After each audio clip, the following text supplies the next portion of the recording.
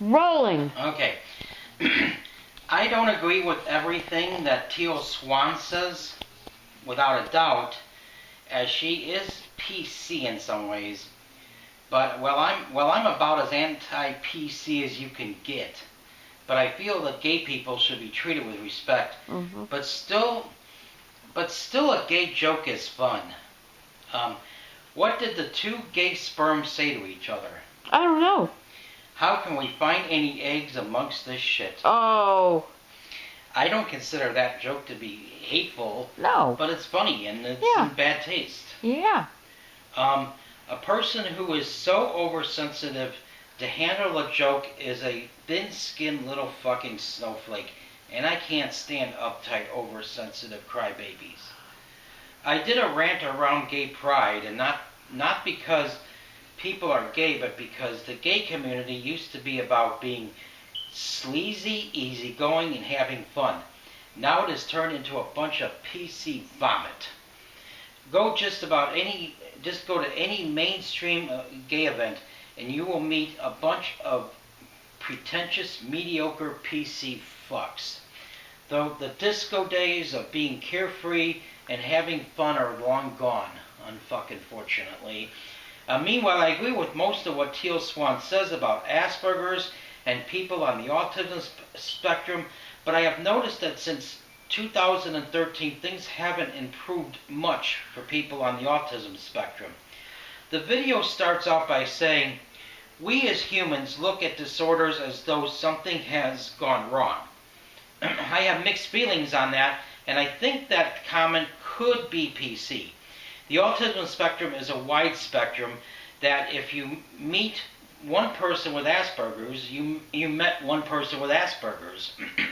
There are only a few who I've met on the autism spectrum that come anywhere close to being like me, and people who I have enough in common with, and people who I can fit in with easily. I hate to say this, but a person who has to live in a group home and can't do the basic things like take care of themselves or has a disorder.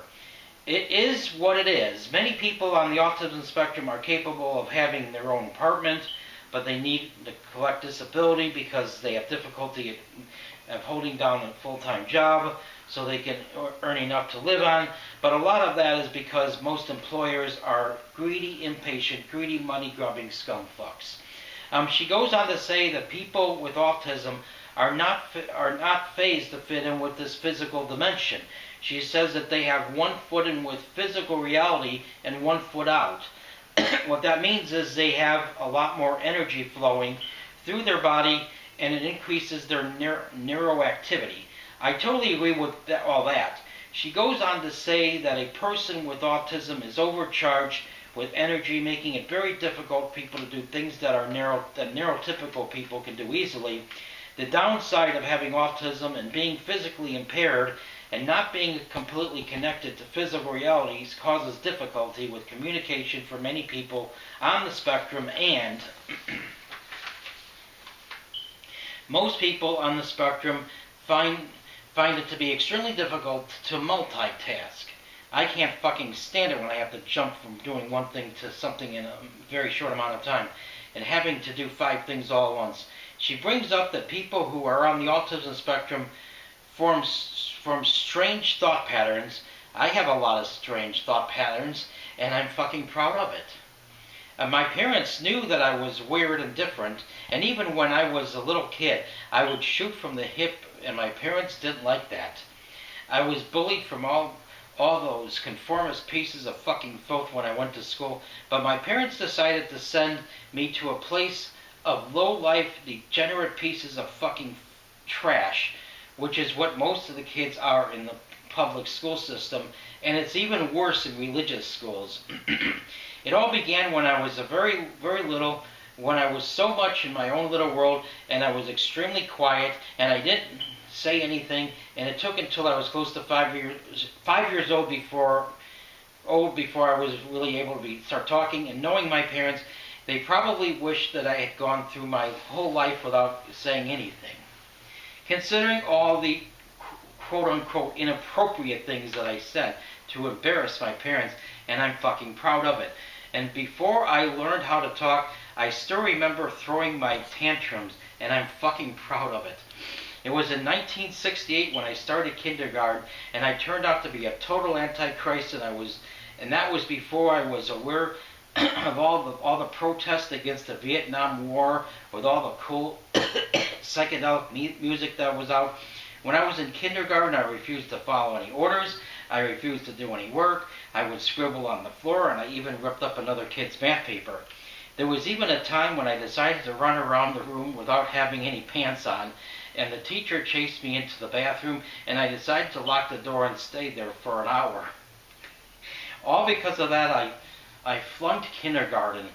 During my second year in kindergarten, I ended up switching to the other extreme, in which I was very tame, quiet, instead of being a rambunctious antichrist, because I was afraid that I would be spending my whole life in kindergarten. Once I followed orders, my teachers were nicer to me, and I was able to move on to the first grade.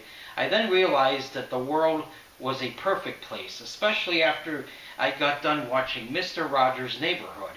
In Mr. Rogers' Neighborhood, everyone was nice to each other, especially Mr. McFeely in the land of make-believe. Mr. McFeely, isn't that a funny name? It's a very funny name. And listening to Mr. Rogers' voice gave me such a soothing feeling of calm. It was like taking a whole bottle of tranquilizers. Also, when I was in the first grade, I had a pretty nice, easygoing teacher, but in 1971, also known as 1900 plus 2 fingers up your ass, as the late great George Carlin said, that was the year that my life went down the toilet, and I haven't been the same ever since. While my first grade teacher turned out to be nice, my second grade teacher, whose name was Mrs. Straight, turned out to be a real cunt. I didn't even like that name. Mrs. Straight forced us to sing patriotic songs for 20 minutes every day, and Mrs. Straight gave me a hard time for being different from other kids, and she did a great job at spewing out propaganda on why this country is so great and free, even though it isn't. But people were supposed to be treated like shit for being different. Having to go through all that shit caused 1972 to be the worst year of my life. When I got into third grade, my teacher was still kind of a cunt, but not nearly as bad as my second grade teacher. And I liked some things she did. For example, I was getting picked on and made fun of from the bullies, and it was getting worse and worse. But one day, my third grade teacher decided to wash those kids' mouth out with soap. I really enjoyed seeing that. Because I was going through some difficult times back then, I started swearing a lot when I was 9 years old, and my parents threatened to wash my mouth out with soap. But my parents swore a lot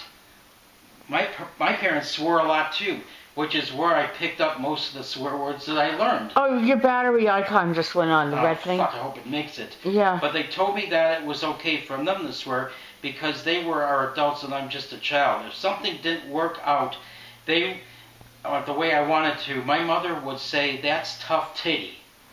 My sixth grade teacher told me that I brought it upon myself when I got picked on by the bullies, and the reason that she said that is because she was a fucking cunt where I live, and I thought that motive was to get me away from the assholes who tormented.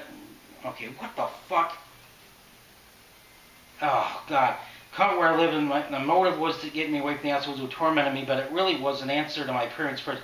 Yeah, that was getting into special ed. Somehow I fucking skipped that when I wrote that. So I ended up getting into special ed when I was in middle school. I was going to get something that would, but it really was what my parents thought their wet dream came true, because I was going to get into something that would indoctrinate me into being a robot conformist or else. All this happened in 1976, and 1976 sucked. 1976 was also a year of the bicentennial, and if you are old enough to be around back then, I remember seeing the bicentennial minute on CBS, and it was the time that I thought that it was interesting. But that was before I learned that it was nothing more than propaganda. Not only that, it was also a load of shit. It was also in 1976 when I started going through puberty, and that was the year in which I masturbated for the very first time. And that is the only memory that I have from that year that was any good. I remember that it was in 1977 when thick white stuff started squirting out my penis when I masturbated. Getting into special ed was my parents' wet dream come true, because at long last it would get me indoctrinated and becoming a good obedient conformist. Back in 1976, very few kids were diagnosed with Asperger's or autism. I was diagnosed with a behavior disorder because I was unique and for failing to cut my long fingernails, and all because I ain't lucky enough to have a twat between my legs. When I visit my parents in Florida in February 1997, they bitched about my fingernails, and in July 1997, my mother was still bitching about my fucking fingernails. Jesus H fucking Christ. They still had to go on and on about those fucking fingernails. My parents were so anal retentive about those fucking fingernails. Despite that, my parents said that they were proud of me at times, while at other times, things would go back to being shit again. Then on December 14, 2019, I tried to purchase something with a credit card, and the purchase of the credit card was declined, and I was very upset. I called my mother about how upset I was and supportive. No, did she handle by being supportive? No, she handled the situation by being a fucking bitch. If that's not bad enough, she had to regurgitate a lot of shit that happened going at least back to 1994, and mentioned that I always acted like a brat. Now I was diagnosed with Asperger's on June 2, 2009, at the exact same moment that David Carradine died, while a bunch of thick white stuff was squirting out of his penis. I told my mother about Asperger's as the time went on. She started to understand, and it had appeared that I was successful at convincing my mother that I did not come here to fit inside her box, but I got her to get out of hers.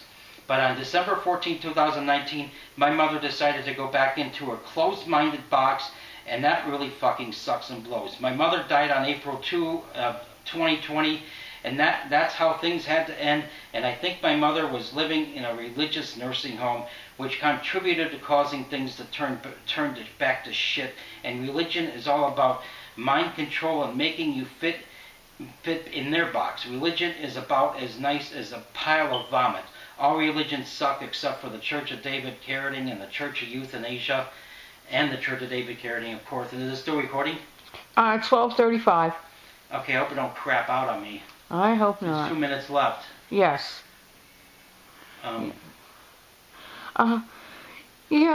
Very interesting take on, autism and Asperger's. Of course, there were some things you didn't have time for, like sensory issues, routines, social awkwardness. Now, there's a person, I don't want to mention her name, but she hates Teal Swan. She hates New Age people. Well, in ways, they rub me the wrong way, too.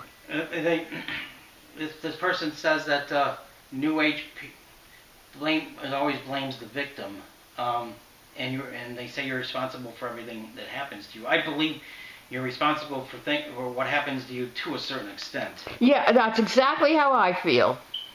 You can't control everything. No, one size does not fit all. Well, that's what she said. Yeah. I'll get that in a second. Anyway, we're at 13:43. And maybe we better stop because I'm afraid it's going to crap. Okay.